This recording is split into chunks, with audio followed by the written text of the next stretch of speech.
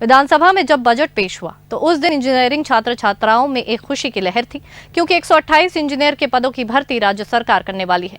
लेकिन इस खुशी पर पानी तब फिर गया जब उन्हें पता चला कि इस पद के लिए केवल डिप्लोमा धारक ही पात्र होंगे। वो युवा जो बी या बी डिग्री धारक है, उनके लिए इन रिक्त पदों पर अक्सर राज्य सरकार ने अवसर नहीं दिया है, जिसके चलते छात्र छात्राओं में भारी नाराजगी देखने को मिल रही है।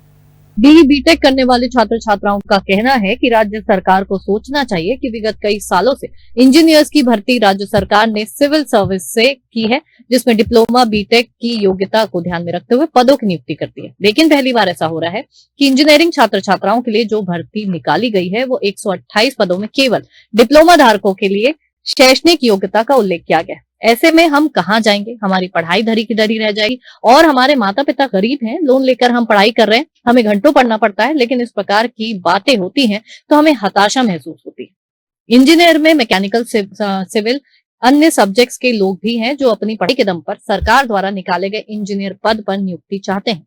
लेकिन लोक यांत्रिकी विभाग PWD और WHM ये तमाम विभाग से हैं जहां पर अधिकारियों द्वारा इन पदों को बंदरबाट करने का प्रयास किया जा रहा है। हुआ है, उसके बाद मैंने एमटेक किया हुआ है। और अभी इसमें शैक्षणिक योग्यता दिया जा रहा है, लगभग 128 पद है।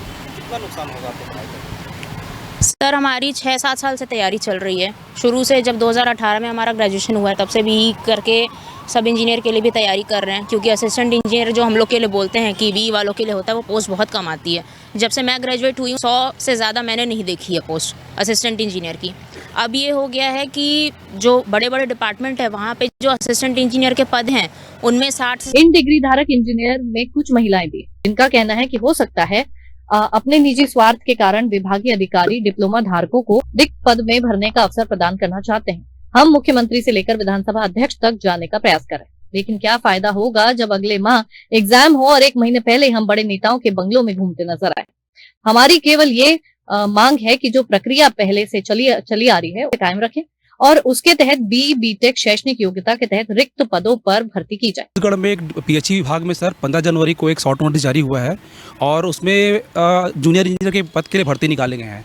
तो ये सर पहली बार ऐसा हो रहा है कि सर डिप्लोमा वालों को ही भर्ती में लिया जा रहा है और डिग्री वालों को हम नहीं लेंगे।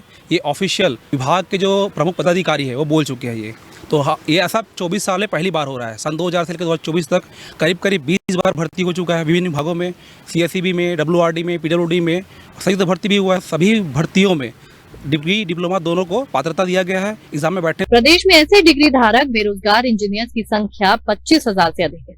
जब से विभाग ने अव्यवहारिक आदेश निकाला है तब से ये लोग अपने भविष्य को लेकर चिंतित हो गए हैं। इन इंजीनियरों ने अपनी समस्या उप मुख्यमंत्री अरुण साह, विजय शर्मा, नेता प्रतिपक्ष डॉक्टर चरणदास महंत, विधायक अजय चंद्राकर, राजेश मूणत के सामने भी रखी है, परंतु अभी तक इस विषय में सरकार ने कोई निर्णय नहीं लिया है, जिसके चलते अब ये बेरोजगार इंजीनियर हाई कोर्ट की शरण में जाने की तैयारी कर रहे हैं। Bureau report, grand news.